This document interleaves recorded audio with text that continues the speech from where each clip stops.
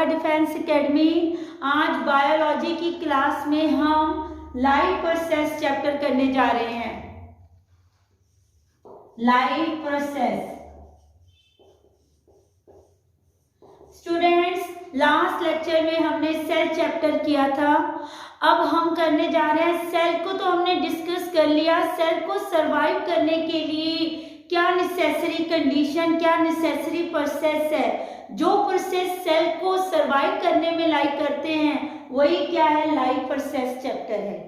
देखो एक सेल है, सेल को देखो जिंदा रहने के लिए किन किन चीजों की जरूरत पड़ती है। फर्स्टली देखो एक सेल को अगर वो सरवाइव अपनी लाइफ में रहना चाहता है, सबसे पहले उनको एक एनर्जी की जरूरत मिलती चाहिए, एक फूड की जरूरत चाहिए। वो है सबसे पहले प्रोसेस न्यूट्रिशन। अब एनर्जी, अब वो क्या है, फूड तो ले लिया बट फूड लेने के बाद उस एनर्जी की भी जरूरत में होती है। और वो एनर्जी हमें कैसे हो सकती है, जब ग्लूकोज क्या है ब्रेक डाउन हो जाए। ठीक है, ग्लूकोज जब क्या है ब्रेक डाउन हो जाए वो है रेस्पिरेशन। रेस्पिरेशन। अब क्या है, उस जो एनर्जी है उस एनर्जी को ट्रांसफर करना बाय थ्रू फूड मटेरियल। वो कैसे ट्रांसफर कर सकते हैं हम, वो है blood circulation. Blood circulation. Fourth and last process, जैसे हमने कोई चॉकलेट है, चॉकलेट हमने खाया और उसका जो रैपर है वो क्या है, एक वेस्ट मटेरियल है। उसी तरह हमारी बॉडी में फूड पार्टिकल के साथ एक वेस्ट मटेरियल लाइक करते हैं और उन वेस्ट मटेरियल को भी बॉडी से बाहर निकालना बहुत जरूरी होता है। मीन्स उस सेल उस वेस्ट मटेरियल को क्या करना चाहता होता है, रिमूव करना चाहता है। वो रिमूव वो एक्सक्रीशन प्रोसेस से रिमूव कर सकता है। तो ये जो 4 प्रोसेस है एक सेल को सरवाइव करने के लिए, इसी को हम क्या कहते हैं, लाइफ प्रोसेस। तो आज हम जो पहले करने जा रहे हैं सबसे पहले वो है nutrition. What is the nutrition?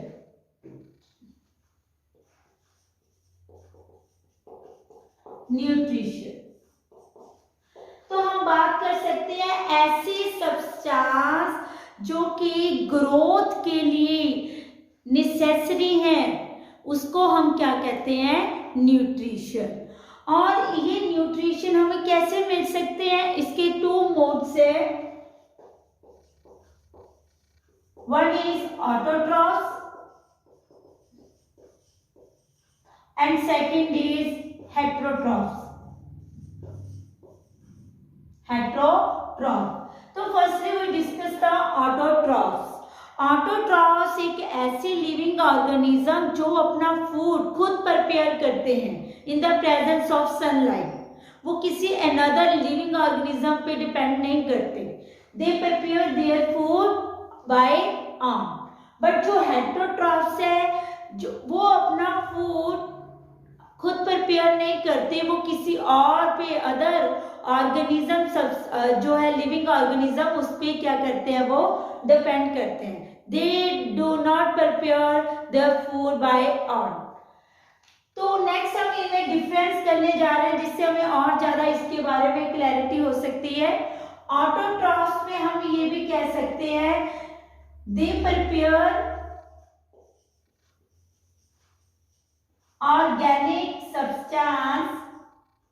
organic substance by using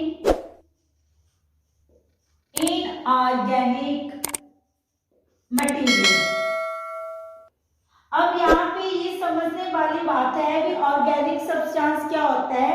organic substance हम ग्लूकोज को कहते हैं, C6H12O6।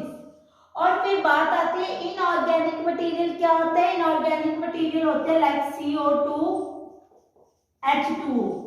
इनऑर्गेनिक मटेरियल को यूज करके एक ऑर्गेनिक सब्सटेंस बनता है C6H12O6। किस प्रोसेस में, ऑटोट्रॉफ्स में। बट हेट्रोट्रॉफ्स में ये अपना फूड गेन करते हैं use of organic substance. Secondly अगर हम इसके डिफरेंस की बात करें, ऑटोट्रॉफ्स में एक फोटोसिंथेटिक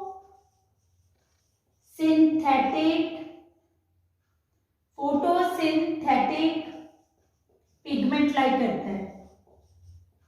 फोटोसिंथेटिक पिगमेंट क्या होता है? क्लोरोफिल होता है, जो कि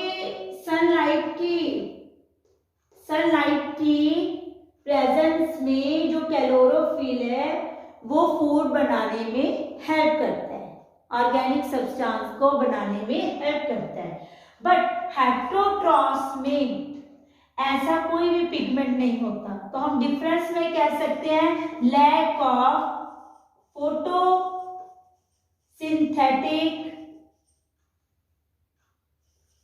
पिगमेंट। थर्ड हम इसमें ये डिफरेंस कर सकते हैं, जो ऑटोट्रॉफ्स है वो लाइट एनर्जी को वो कन्वर्ट करते हैं, किसको? Light energy, convert light energy into chemical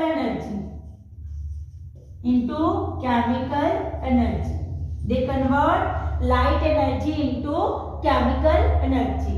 but heterotrophs है जो ऐसी कोई भी कन्वर्जन शो नहीं करते। इसकी हम एग्जांपल ले सकते हैं। ऑटोट्रॉफ्स कौन अपना फूड खुद प्रिपेयर करते हैं? हम सभी को पता है, आई थिंक, वो है प्लांट्स।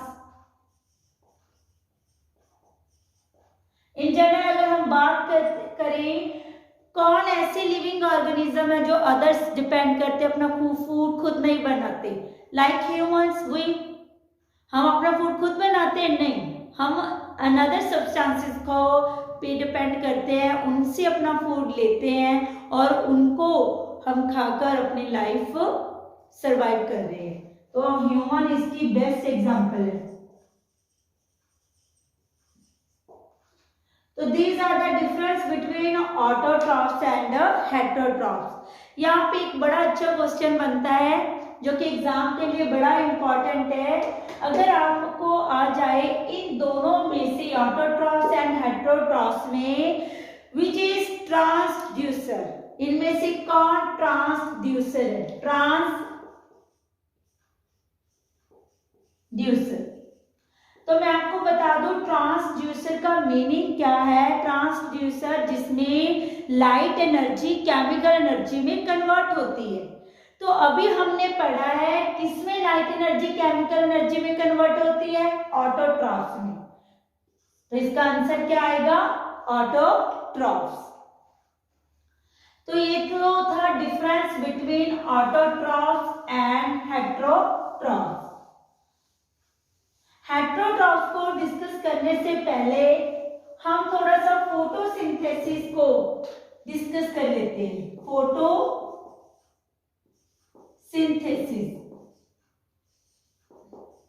फोटोसिंथेसिस प्रोसेस क्या है? जिसमें लाइट की एब्जॉर्प्शन होती है, एब्जॉर्प्शन ऑफ लाइट।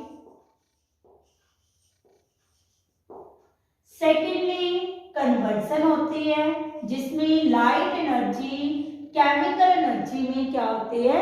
कन्वर्ट होती है। थर्ड अगर हम बात करें, रिडक्शन होती है, रिडक्शन। हम एक रिएक्शन से इसको, इन पार्ट्स को अच्छे से समझ सकते हैं। कौन सी रिएक्शन? अगर हम बात करें इनऑर्गेनिक मटेरियल, हमने CO2 and water in the presence of sunlight,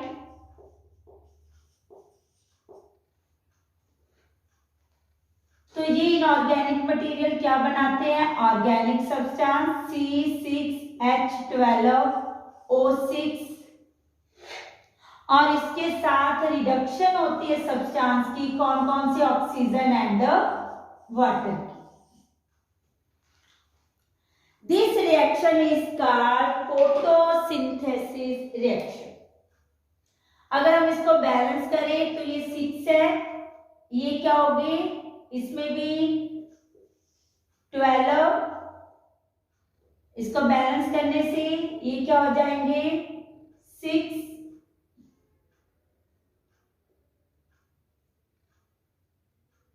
और ये क्या हो जाएंगे 6।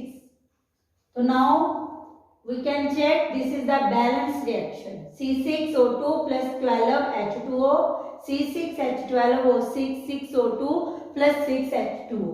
This reaction is called photosynthesis reaction. सबसे पहले लाइट की एब्जॉर्प्शन हो रही है, सनलाइट की एब्जॉर्प्शन हो रही है, सेकेंडली कन्वर्जन हो रही है, light energy is conversion into chemical energy, third reduction हो रही है, किनकी रिडक्शन हो रही है, साथ में O2 एंड वाटर की, O2 एंड वाटर की। फिर हम कह सकते हैं फोटोसिंथेसिस प्रोसेस के लिए कौन सी कंडीशन नेसेसरी है। अगर ये रिएक्शन हम चाहते हैं भी हो, पॉसिबल हो, तो उसके लिए कौन सी रिएक्शन, कौन सी कंडीशन नेसेसरी है। फर्स्टली तो लाइट एनर्जी का होना बहुत जरूरी है। अगर सनलाइट ही ना हो तो वो अपना फूड कैसे बनाए, क्योंकि हमने अभी कहा कि सनलाइट की प्रेजेंस में ही इनऑर्गेनिक सब्सटेंस क्या बनाएंगे, एक ऑर्गेनिक सब्सटेंस बनाएंगे। फिर बात आती है क्लोरोफिल, पिगमेंट का होना बहुत जरूरी है। इन the presence of chlorophyll he photosynthetic जो पिगमेंट है उसकी प्रेजेंस में ही ये रिएक्शन क्या है, पॉसिबल है। थर्ड, टेम्परेचर, टेम्परेचर का कंट्रोल होना भी बहुत जरूरी है। अगर टेम्परेचर बहुत ज्यादा बढ़ जाए तो जो वाटर है उसकी अमाउंट क्या हो जाएगी, कम हो जाएगी, तब भी ये रिएक्शन पॉसिबल नहीं है। तो ये तो था हमारा फोटोसिंथेसिस प्रोसेस, जिसमें क्या होता है, जो इनऑर्गेनिक सब्सटेंस है, मटेरियल है, वो क्या बनाते हैं, ऑर्गेनिक सब्सटेंस बनाते हैं। तो नेक्स्ट हम करने जा रहे हैं हेट्रोट्रॉफिक न्यूट्रिशन। जो हेट्रोट्रॉफिक है ना, उसके भी आगे 3 टाइप्स है। जो लिविंग जो न्यूट्रिशन है उसकी आगे 3 टाइप्स है। फर्स्ट क्या है, होलोजोइक।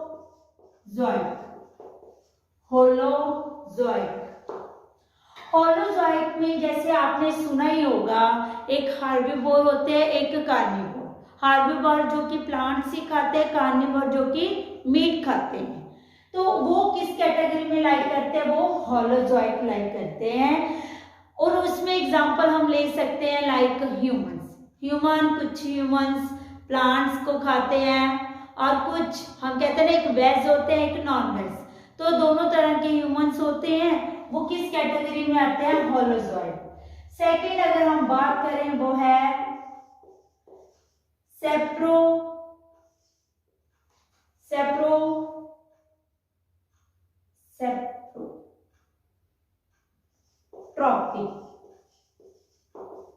सेप्रोट्रॉपिक जो ये इस तरह के ऑर्गेनिज्म है, वो डेड डिकेइंग ऑर्गेनिज्म पे डिपेंड करते हैं।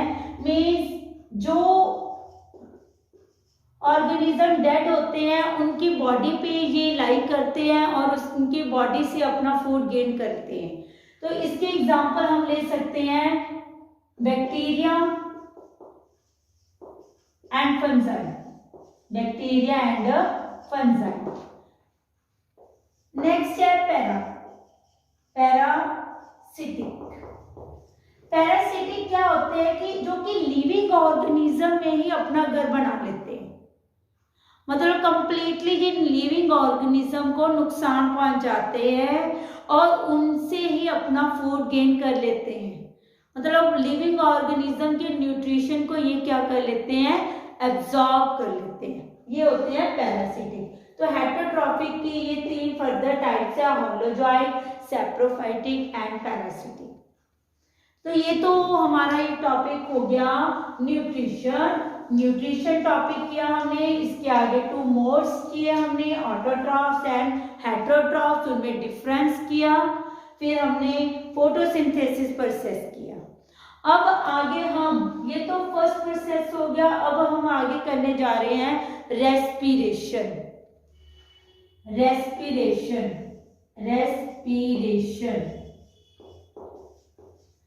सिंपल अगर बात करें हम रेस्पिरेशन, अगर तो हम ये बात करें जो ऑक्सीजन है वो नोज के थ्रू जो एंटर कर रही है हमारी बॉडी में, अगर तो वो लंग्स तक हम बात करें, जब ऑक्सीजन नोज से एंटर होकर लंग्स तक पहुंचती है तो उस प्रोसेस को हम बोलते हैं ब्रीथिंग।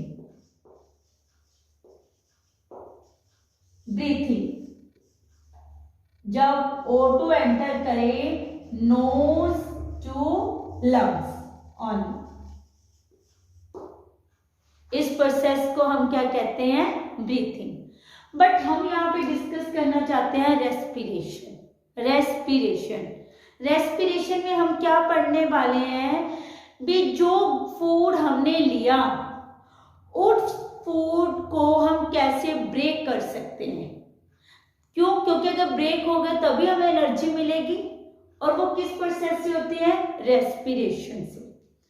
अब देखो अगर हम बात करें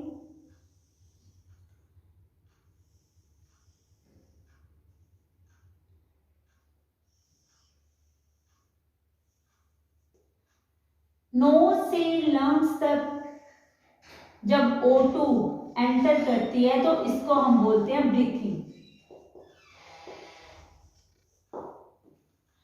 फर्दर जब ये ब्रीथिंग हो जाती है, उसके बाद जब ये ग्लूकोज डिफरेंट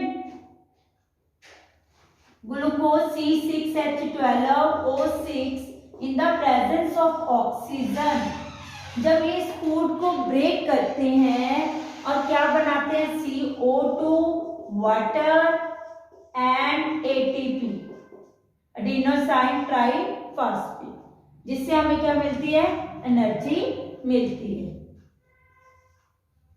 इस प्रोसेस को हम क्या कहते हैं, रेस्पिरेशन। फर्दर जो रेस्पिरेशन है उसकी भी टाइप्स लाइक करती हैं, कौन कौन सी, जो कि बहुत इंपॉर्टेंट है रेस्पिरेशन की, वो है एरोबिक, एरोबिक रेस्पिरेशन।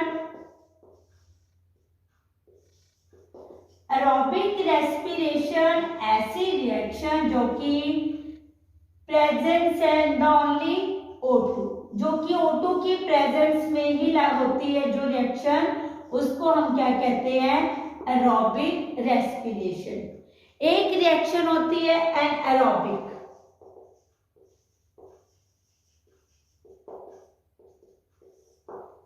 ऐसी रेस्पिरेशन जो कि एब्सेंस ऑफ O2, ऑक्सीजन की प्रेजेंस में जो रिएक्शन नहीं होती उसको हम बोलते हैं एनाएरोबिक रेस्पिरेशन। ये 3 डिफरेंट टाइप्स है, 2 तो हमने कर ली, थर्ड है हमारी अल्कोहल फर्मेंटेशन। अल्कोहल फर्मेंटेशन,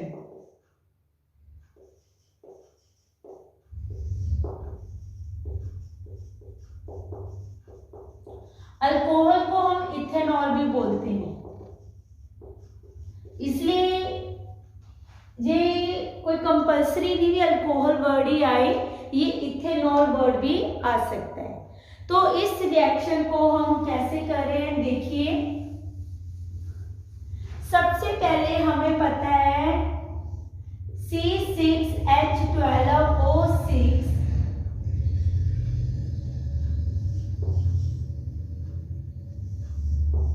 जिसमें कि 6 मॉलिक्यूल्स है जो कार्बन की, वो ब्रेक होकर प्यूब्रिक एसिड में कन्वर्ट हो जाते हैं। प्यूब्रिक एसिड प्लस एनर्जी,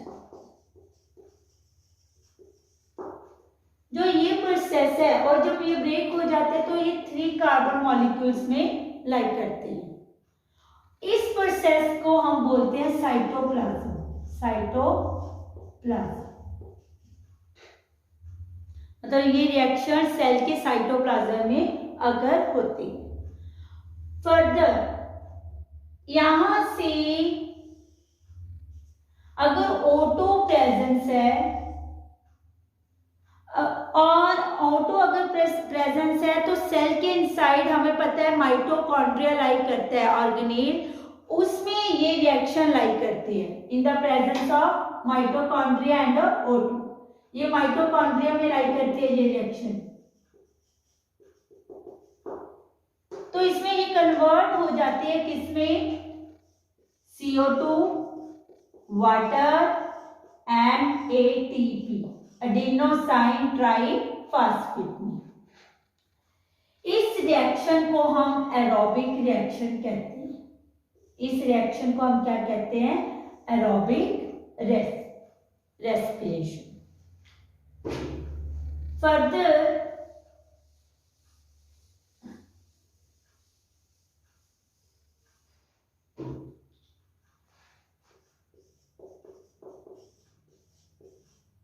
फिर अगर हमने ग्लूकोज लिया ऑक्सीजन की प्रेजेंस में, ये अगेन प्यूब्रिक एसिड में कन्वर्ट हो गई एंड एनर्जी। उसके बाद इसको तो हम साइटोप्लाज्म कहते हैं, ये तो हर रिएक्शन में लाइक करेगा ही करेगा इतना %। अगर ऑक्सीजन की कमी हो जाए, लैक ऑफ O2,